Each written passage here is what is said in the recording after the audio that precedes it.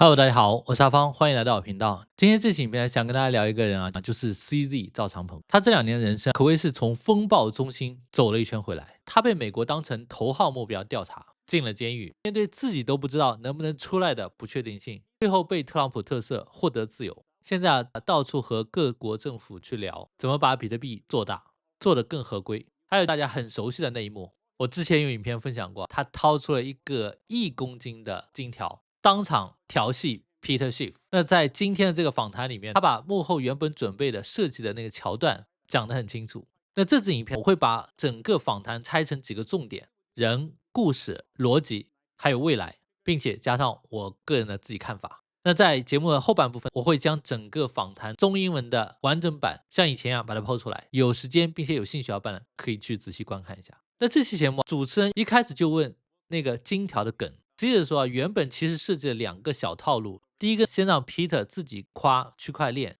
因为 Peter 在做黄金代币化。CZ 打算用主持人的身份说，我们帮你来多讲讲这个新的项目吧。Peter 呢就侃侃而谈，讲他什么黄金的代币化等等。当 Peter 自己说出区块链好处的时候，接着 CZ 再反问，所以你其实也挺喜欢区块链的，对吧？再来就是大家看到的那根金条，他知道 Peter 很会讲，话很多。那我之前那些影片下面也有小伙伴留言说，在访谈在那样一个 PK 的环境下，看上去 CZ 是属于弱势的，因为他讲话包括论点都没有这个对方的 Peter 那么厉害。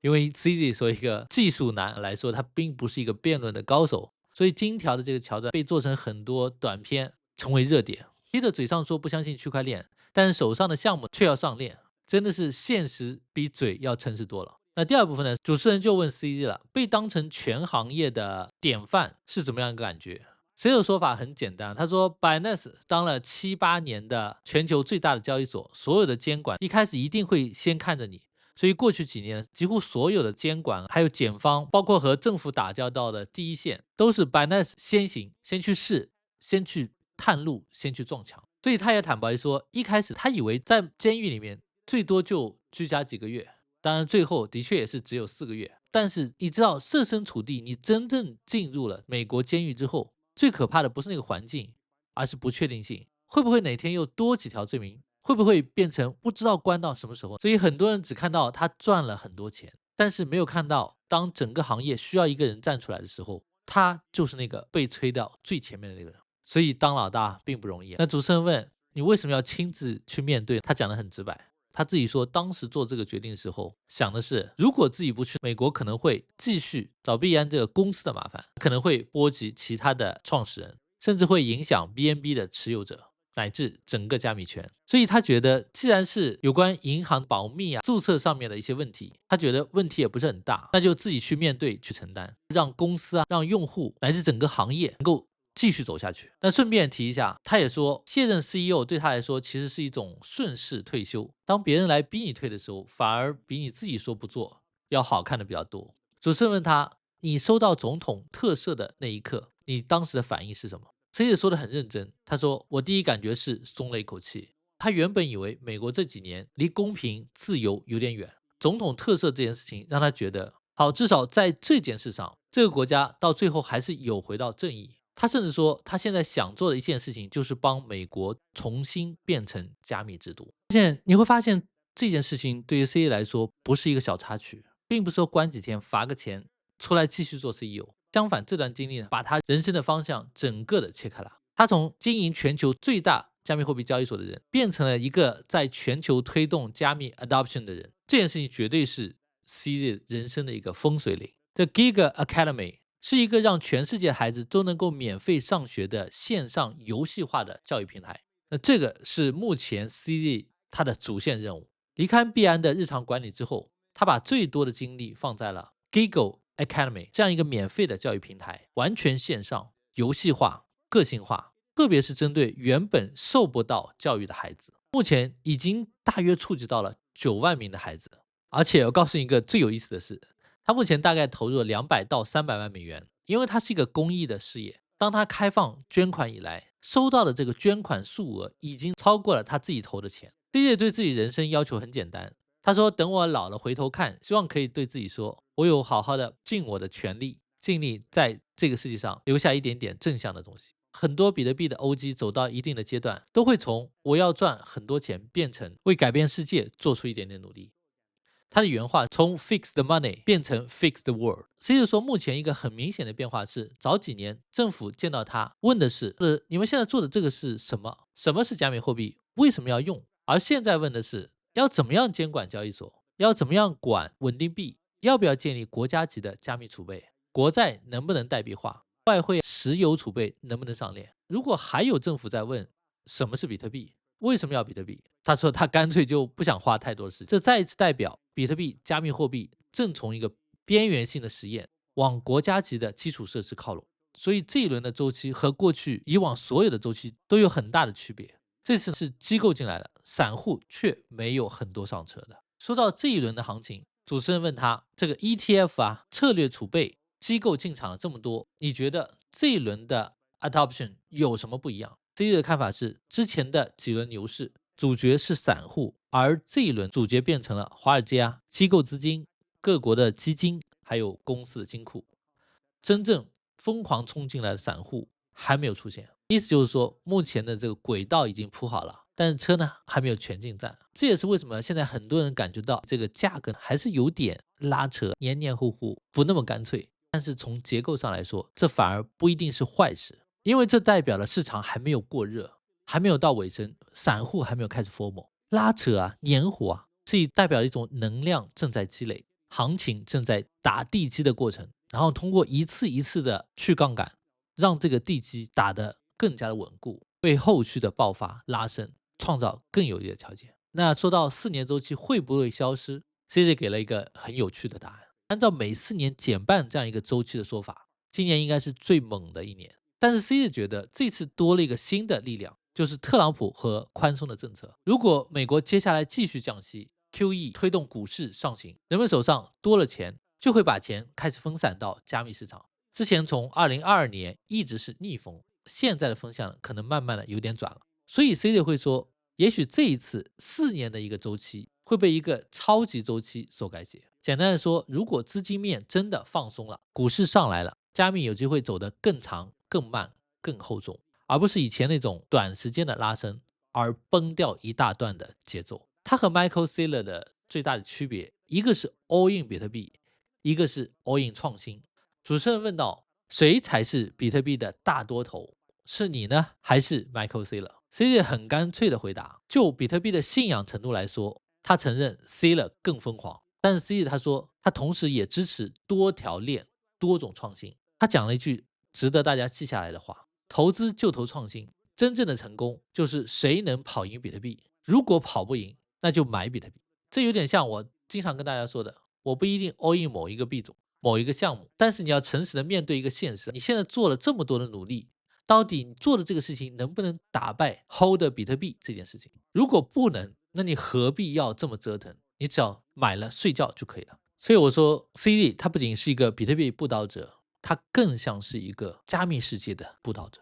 最后主持人问，如果你不回去当币安的 CEO， 你希望自己在这个行业被继承是什么样一个人？CZ 说，我就是那个到处推销加密、推动 adoption 的人。CZ 现在这个角色呢，在我看来，不再是带着币安这艘大船往前冲的那个船长，而是一个比较中立的行业教练。他站得更高，他可能会继续辅导项目，积极的和政府沟通，推动加密的普及。那现在看来，他站的维度会更高，做的事情更有意义。他不想被所有人称他是王，他更像是那个一直在往各个地方扔火种的人。好，最后我看完整段访谈，给我最大的感受是，你可以对 CZ 有不同的评价，但是很难否认，他是过去10年推动加密货币走向主流的最关键的那几个人之一。加密货币这种东西，如果没有人愿意站出来走在最前面去扛风险，跟监管硬刚，帮行业去开路，后面的人也不太可能够走到今天这个位置。最后问大家2个问题，第一个是你认同 CZ 这个超级周期的说法吗？如果有一天你也财务自由了，你最想做的对世界有贡献的一件事会是什么？欢迎把你的想法能够写在留言区，我会慢慢看，慢慢回。如果你觉得这期内容对你有所帮助，你也喜欢今天这种形式，非常感谢你给我一个赞，并且订阅分享给对加密感兴趣的朋友。好了，以上就是本期里面全部内容。我再次重申一下，我的影片仅仅是我在区块链领域学习记录分享，不能作为你任何的投资建议。我是大方，我们下期再见，拜拜。CZ, founder of Binance and Giggle Academy, give him a warm welcome. Wow, CZ, everyone give it up for CZ. Isn't he amazing? Thank you. Well, we were chatting backstage about, how we wanted to kick things off, and I think we would be remiss if not to talk about the gold bar that you presented Peter Schiff just a few days ago. Oh, I have another one. Oh, please. Tell me about how the debate went down and just that moment of kind of getting him on that. That was fantastic. Sure. Actually, I planned 2 tricks for him. I think the first trick I planned was to he's launching a tokenized gold. So I was going to ask him about it. I'm host, right? So I was going to say, look, I'm going to generously offer you time to talk about your new project. And then the more he talks about the tokenized gold, the more he has to talk about the benefits of blockchain. And then I would just repeat to him, so you like blockchain better than the gold. That part didn't come out quite strong enough. I tried that, didn't quite come out. And then I also prepared the gold. I figured he would do most, he likes to talk, right? He's a nice guy. I figured as a host, I would let him do most of the talking.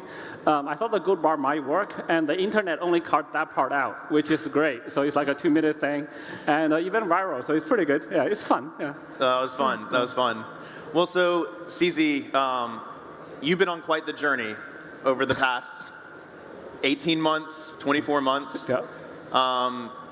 Walk us through, really from the beginning, what was it like being the #1 highest profile target of Operation Choke Point 2.0? Well, I think there's really no choice. We have been operating the largest crypto exchange for 7-8 years now, and then as the largest platform, you're the first one every regulator look at when they look at crypto. And as the largest centralized platform, so we're always there. We got all the regulatory warnings 5 years ago, and then we're the most scrutinized. So we always have to be the first to deal with regulators and even prosecutors. And then there's no precedent, right? So there's nobody else to solve this problem. So we're always out there. So there's quite a bit of an unknown. But my view on life is, life is a simulation. There's a lot of challenges that are programmed in front of you. You just have to go through them. There's no way to avoid them. There are some parts, that are chance, randomness, but you just have to deal with them. So for me, I adopt a pretty simple approach. Whatever challenges they are, we just try to solve it. I honestly didn't think I would go to jail in the US because no one went to jail for a single violation of a Banking Secrecy Act. I thought perhaps maybe 6 months home confinement, which would be fine for me. As long as there's internet, I can deal with it. But in prison, there wasn't internet, so that was a bit tricky. I mean, yeah, no kidding. You're one of the few Bitcoiners who have really stuck their neck out in that way for the industry, and you've had to go to jail for it. What was that experience like? I mean, how did you feel? Well, actually, it was mostly the uncertainty that was really scary. I don't know if they were going to slap on another charge to keep me there forever. But for me, the decision was pretty simple. I thought, look, if I don't go, they threatened, or they at least said they would potentially charge a lot of people. It would not be good for Binance. It would not be good for our co-founders. It would not be good for our employees. It would not be good for the BNB holders. It would not be good for anybody in the crypto industry. So I thought, look, it's a banking secrecy violation. It's a failure to register. It's a serious charge, but no one went to jail for it. I thought I would just go and deal with it, and I'll step down CEO. That was also a difficult part, but I've been CEO for 7 years at that point, so I'm happy to actually step down. And if I quit myself, people will say, look, this guy ran out of stamina, right? So having them force me to step down was like, I can retire, let other people carry on. So I didn't care. I didn't think too much about myself, but I thought it was important. It was the right decision to do for everyone, basically, and myself included. So I just thought, I go and deal with it. And I didn't know that, a year later, U.S. is going to be this pro-crypto. So that part I did not expect. But, things change. Yeah, absolutely. And tell me then, I guess tell everyone, what was it like the moment you received the pardon from President Trump, what was your first reaction? What was the first thing you did? Well, first of all, that was an emotional thing to have happen. I think first of all, it's the feeling of relief and justice. It's like, okay, finally, it actually completely changed my perception of the United States as well. Because it just feels, the US claims to be the freedom, democracy, etc., and justice and fairness. I think when that happened, I just felt a sense of relief that U.S. is now a fair, just country again, at least from my perspective. So I just felt, look, and then I want to help make the U.S. capital of crypto again. So there's more work to do. Yeah. Well, in the U.S.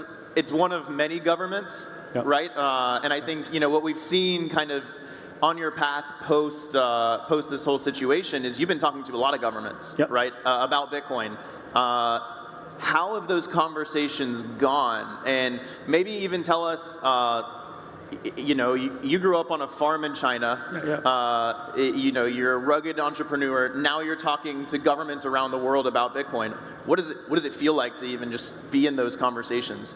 Sure. I'll talk about the previous part first, which is even maybe 3-4 years ago when I talked with governments, the question was what and why, right? What is crypto and why should we adopt it? But now when I talk to governments, the question is how, right? So they're no longer asking the first two questions. At least the people I'm talking to. If a government is still asking what and why, I usually don't spend time talking to them. I just let them figure it out. And they do.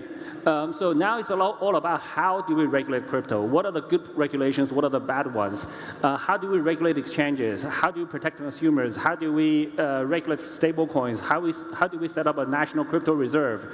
How do we issue how do we do tokenization? Issue national bonds, tokenize oil, other reserves, etc. So the question really now is how. And when it comes to how, I think they're way more smarter people than me. But I somehow have this hat that I'm the crypto guy, and everyone wants to talk to me. So, but for me, it's a very meaningful thing to do. Actually, I'm freed up from managing day-to-day operations of Binance.com, etc. So that part of work is somebody else taking care of it. And I now just go to government to advise them on how to regulate crypto, which I think actually probably has more impact to people, more positive impact to people around the world than if I was still working at Binance.com. So, and then to your first question, I believe in simulation theory. So if we're not in a simulation, there's no way I can grow up from a kid in a village with no running water, no electricity, till now. They say I'm a rich guy and then build a successful business, talking with governments, advising them on policies about this industry. So, but for me, I just try to do my part. Whichever situation is in front of me, I just got to do my best. Would Kid CZ on that farm believe that you're in the position you're in now if you had told him all the way back then? No, absolutely not. There's just absolutely no way you can imagine this stuff. Interesting. Well, so you've been talking to governments. You've also been kind of one of the most prolific entrepreneurs in the whole industry, right? You took a step back from Binance, like you said. You've been doing a lot of advocacy to governments. Do you have like a next chapter? Do you have something that you're really planning to make your project next? Well, Giggle Academy is kind of my pet project right now. It's a free education platform for people who don't know it. But for me, when I was deciding to do Giggle Academy, I thought about what I would do next. There's a few questions I asked myself. I don't really care too much about fame or legacy. I just pleaded guilty to a federal crime, and I was going to deal with all of these issues. So, but for me, reputation and integrity is different. Is important. There's no fraud. No users got hurt. I've never hurt anybody. So that's my reputation. Fame and legacy, they're not so important to me. I didn't care too much about money. People say I have a lot of money, but I don't spend a lot. So I still buy polo shirts. I don't know. This is Amazon basic pants, etc. So I don't spend a lot of money. And then power doesn't matter to me either. I just stepped down as Binance CEO. So what do I want to do? What do I want? So I thought really hard about it. I just want that when I'm really old and when I look back at my life, I want to be able to tell myself I did my best. That means that if I have high abilities, I need to do more. If I have little abilities, I'll just contribute a little bit less. But I think what doesn't matter the magnitude, we just gotta do our best and leave a little bit of a positive contribution to this world that we came into. That's all I want to do. And then I thought really hard about it. I think education, a free education platform that's completely digitized, gamified, and individualized, and pushing to people who don't have education, is probably the biggest positive impact I can do. So that's why I started that project. I'm very happy every time I work on that project. Right now, Giggle Academy reaches about 90,000 kids. We only been working for about a year. Wow. And it's, there's still quite a lot of improvements we need to add to the product in terms of features, et cetera, but also content. So I'll continue to work on that. But I'm also helping with Easy Labs investments. We do investments in blockchain, AI, biotech. I'm helping with mentoring many projects in our space, BNB chain projects, other AI projects, etc. So I'm more of like a coaching type of role. So that's kind of what I do, and I enjoy it. That's amazing. That's amazing. Truly. I mean, if more people could dedicate their lives to education and helping the world, that's an amazing thing. I think that's also one of the things about Bitcoin, right? We like to say, fix the money, fix the world. Yep. And what's been amazing is for so many people, they've fixed their money, right? They're Bitcoiners now. Yeah. And now they've moved on to how can I fix the world around me? And I think it's amazing to see you do that, and would encourage more Bitcoin OGs and more Bitcoiners around the world to really focus on that and really try to lift up the world around us. Absolutely, yeah. So I think I see a lot of crypto people do that as well. Many people have become financially free, and they're all looking for the next thing. And this is also sort of evident on Giggle Academy. I've only spent maybe about $3 million on it, and then people want to donate. For the longest time, I didn't want to take donations because I want to build the platform first, and I want to make sure we have a product market fit. I don't want to take donations and then waste them and then cancel the project. It would not be good. And then finally, we opened donations for a month or so. We got $11 million of US dollars worth of donations. So actually, the project has more money than I spent. So I think there's a lot of people who are contributing to good causes. Love it. That's amazing. Yeah. That's amazing. Yeah, absolutely. Give it up. So let's talk about Bitcoin for a second. Sure. There's been a lot of things happening in the market as it pertains to Bitcoin ETFs getting launched, Bitcoin treasury companies coming out, institutions getting involved, Bitcoin strategic reserves getting launched. What do you think about what this adoption cycle has looked like? Are you surprised by it, or are you excited by it? I'm not super surprised, but this cycle is a little bit different than previous cycles. This cycle, as you said, all of those things are institutional adoption, right? So they're all like Wall Street, etc. So we have this cycle. We have seen more institutions come in than I would say probably than previously. Previous cycles are all mostly retail. This cycle, the retail rushing in, we have not seen that yet. But this is still very good for crypto, right? So now we're kind of bridging the gap between crypto just being a grassroots movement to now Wall Street really participating. And Wall Street is the largest institution market in the world. US is. US is the largest institution market. But now we're seeing that spill over to other countries as well. So many funds in this country buy the IBIT ETFs, etc. So now they all have Bitcoin exposure. Michael Saylor, who I've just talked to, is speaking behind this session, and he's selling everyone Bitcoin basically, right? Yeah. And he's doing a fantastic job at it. So we're seeing a lot more adoption. I think that's fantastic. Yeah. Well, let me put you on the spot. We're in December. Yeah. This is supposed to be, in the 4-year cycle theory, this is supposed to be, 4, right? This is supposed to be the year of the massive bull market. We've been relatively flat. Is the 4-year cycle dead, or is it changing? What do you think? So in a sense, actually, it would be better if the 4-year cycle is dead. It's better if we don't follow the 4-year cycles today. Because in the 4-year cycles, usually this December will be the peak. But if we follow the 4-year cycles, then the winter will probably, the crypto winter will be the next year or 2 years, etc. But right now, I think there's another force at play, which is President Trump, which actually on my shoes, there's President Trump. You can see it on the side. Yeah, great shoes.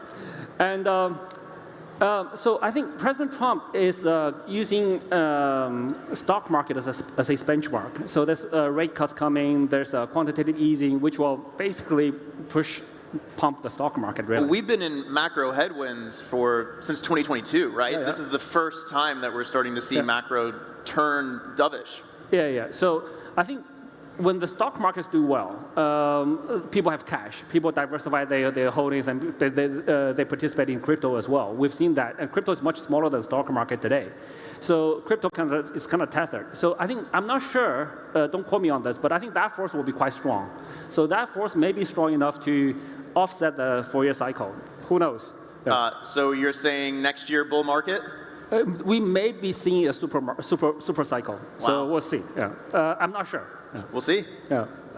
So I want to ask you as well, what surprised you most about Bitcoin's adoption path over the past decade? I mean, you've been in here over a decade, right? Yeah. You've seen it be adopted in a lot of different ways. You've seen narratives, grow and crash, right? What has surprised you most about the path that Bitcoin has taken? Yeah, it's very surprising, actually. You can never predict the adoption path, to be honest, at all. Bitcoin was first taught, the Bitcoin white paper is like electronic cash payment system, right? And everyone was doing payments. To be honest, even today, very few people use Bitcoin for payments, right? So that's not really adopted. Do you think that trend will change? I think so. And I think, maybe not just Bitcoin, also crypto payments. I think on payment side, first of all, there will be integration between the crypto payments versus the traditional payment rails, like now the crypto cards, right? So the Binance card, the user swipe and merchants get fiat, user pay in crypto. And then this way, both sides can grow. The user, the demand side, the user side can grow quite a bit. And then once the user side is large enough, then the payment side will accept crypto directly. The second is the stable coins, right? People can pay in stable coins instead of Bitcoin. A lot of people have in their minds that spending Bitcoin is bad because then you lose the upside.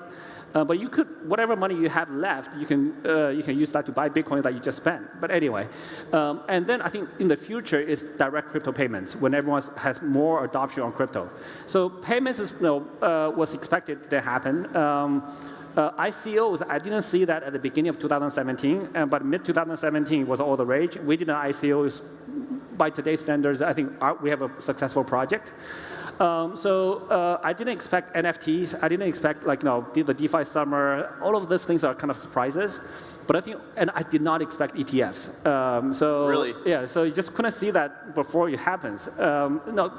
Because from my perspective, I was being prosecuted for pushing crypto, right? I was like, there's no way the ETF will get approved.